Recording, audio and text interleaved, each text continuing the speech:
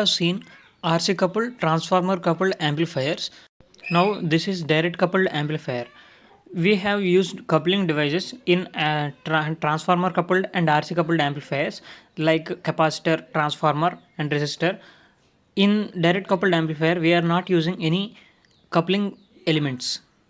Output of one stage is directly coupled to the input of second stage without involvement of any coupling elements. This type of coupling transformer is most suited for low frequency applications, that is very low frequency, that means near to DC. That is why this transformer is also called as DC coupled amplifier, and the frequency range of operation is less than 10 Hz. Here it is a 3-stage direct coupled amplifier in which input signal is given at T1 base and output is taken at collector of T1 transistor and it is given to T2 transistor through the base.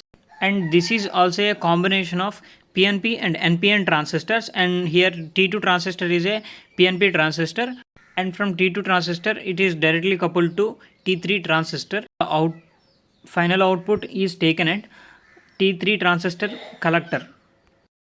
We know that at low frequencies the bypass capacitor and coupling capacitor, as they are capacitance, they offer very high impedance. Because of that high impedance, more voltage is dropped at the capacitance and capacitors. Because of that, we can't couple more amount of signal from one stage to other stage. To reduce the unnecessary drop in the at the low frequencies, we are using this direct coupled amplifier to couple more amount of signal from one stage to other stage. In directly coupled amplifier, there is no expensive coupling devices, hence the circuit is very small.